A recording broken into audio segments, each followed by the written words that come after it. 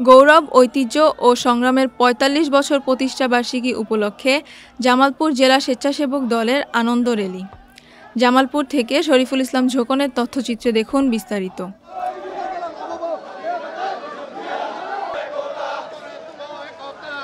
আজ মঙ্গলবার দুপুরে জেলা স্বেচ্ছাসেবক দলের আয়োজনে স্বেচ্ছাসেবক দলের গৌরব, ঐতিহ্য ও সংগ্রামের ৪৫ বছর প্রতিষ্ঠাবার্ষিকী উদযাপন উপলক্ষে শহরের গেটপাড় বিএনপি কার্যালয় থেকে একটি আনন্দ র্যালি শুরু হয়ে প্রধান সড়ক প্রদক্ষিণ করে তমালতলা এলাকায় র্যালিটি সমাপ্ত হয়।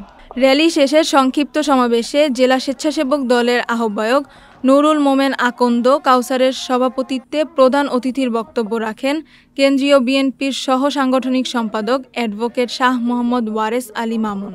এছাড়া অন্যান্যদের মধ্যে বক্তব্য রাখেন জেলা স্বেচ্ছাসেবক দলের সদস্য সচিব মোহাম্মদ মঞ্জুরুল করিম সুমন সহ স্বেচ্ছাসেবক দলের বিভিন্ন পর্যায়ের নেতৃবৃন্দ।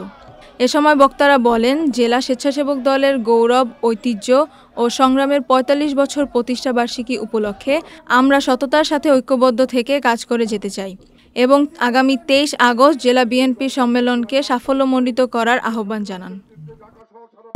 সংগ্রামী নেতৃবৃন্দকে উদাত্ত আহ্বান জানাতে চাই। আমরা যে সংগ্রাম ১৭ বছর করেছি, মানুষের ভোটের অধিকার প্রতিষ্ঠা করা, স্বৈরতন্ত্রের হাত থেকে এই বাংলাদেশের ক্ষমতার মস্তক কেড়ে নিয়ে একটি অবাধ নির্বাচনের মধ্য দিয়ে জনগণের ভোটে নির্বাচিত সরকারের কাছে ক্ষমতা হস্তান্তর করে এই বাংলাদেশের রাষ্ট্রের মালিকানা বাংলাদেশের জনগণের কাছে ফিরিয়ে দেওয়ার জন্য জামালপুর জেলা দ্বিবার্ষিকী সম্মেলন সর্বাত্মক সফল করার লক্ষ্যে জাতীয় স্বেচ্ছাসেবক দল জামালপুর জেলা অধীনস্থ প্রতিটি সাংগঠনিক ইউনিট আমরা সংঘবদ্ধ ঐক্যবদ্ধ আছি। হাঁটি পা করে আজকে আমরা ৪৫ বছরে পদার্পণ করেছি। ৪৫ বছরে বাংলাদেশ জাতীয়তাবাদী স্বেচ্ছাসেবক দল বাংলাদেশের জাতীয়তাবাদী দলের অঙ্গ সংগঠনের মধ্যে সর্ববৃহৎ একটি অঙ্গ সংগঠনে আজকে পরিণত হয়েছে। এটা আপনার আমাদের সকলের ঐক্যবদ্ধ প্রচেষ্টার ফসল।